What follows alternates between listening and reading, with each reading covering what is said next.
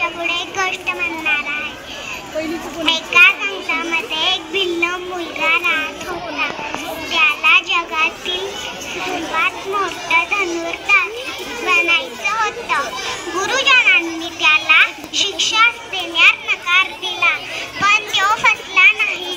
त्याने गुरुजनांची एक मूर्ती तयार केली आणि त्या मूर्तीसमोर त्याने दररोज सराव केला आणि लवकरच लवकर तो मोठा धनुर्धारी झाला।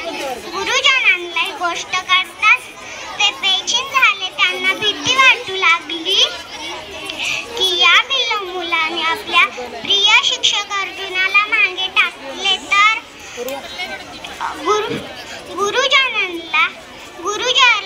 गुरुजनांनी त्या भिल्ल मुलाला उजव्या हाताचा अंगठा मागितला।